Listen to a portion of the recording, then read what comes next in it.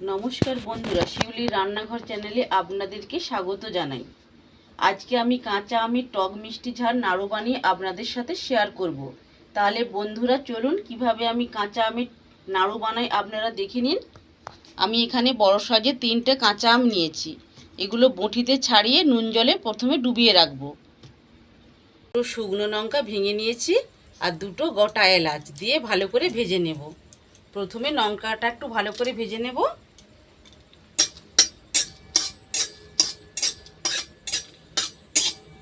লঙ্কাটা একটু ভাজা ভাজা হয়ে গিয়েছে, এইবার এইগুলো দিয়ে ভেজে নেব।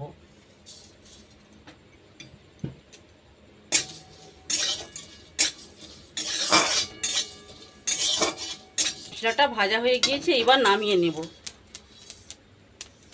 নামিয়ে ঠান্ডা করে শিলনোড়াতে বেটে নেব। তাহলে বন্ধুরা 15 মিনিট পরে ফিরে এলাম। ঢাকনা খুলে দেখে নেব। চিনিটা বেশ ভালো করে গলে গিয়েছে।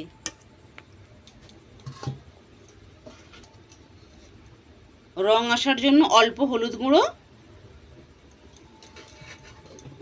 অল্প একটু লবণ, ভাজা মশলা আমি শিলনোড়াতে বেশ ভালো করেই গুঁড়িয়ে নিয়েছি। একসাথে দিয়ে ভালো করে মিশিয়ে নেব।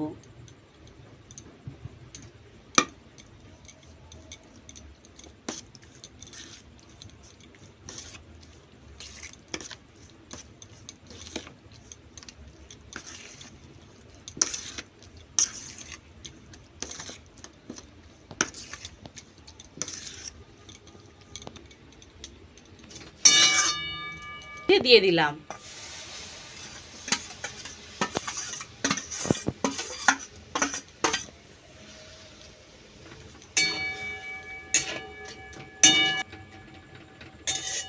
ফ্লেমটা কমিয়ে দিয়ে 5 মিনিটের জন্য ঢাকা দিয়ে এইভাবে রেখে দেব।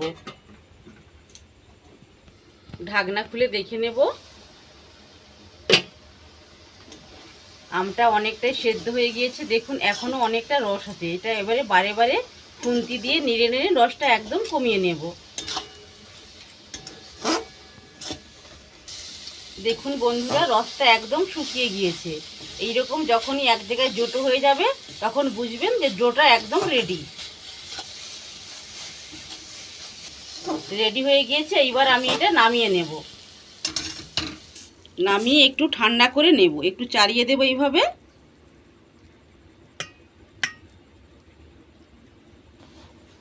বন্ধুরা, এইটা যদি আপনারা কিছু দিনের জন্য সংরক্ষণ করে রাখতে চান তাহলে 1 চামচ ভিনিগার দিয়ে দিবেন, খুব ভালো থাকবে, নষ্ট হবে না। এইবার আমি নাড়ু বানিয়ে নেব। ঠান্ডা হয়ে গিয়েছে।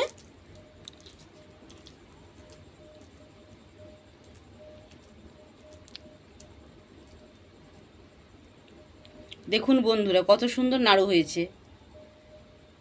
কাঁচা আমের টক ঝাল মিষ্টি নাড়ু। এইভাবে সবগুলো বানিয়ে নেব।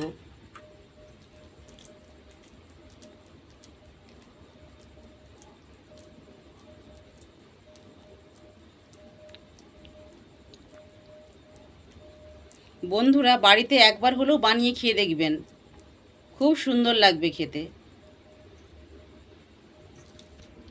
রেডি হয়ে গেল আমার কাঁচা আমের টক মিষ্টি ঝাল নাড়ু।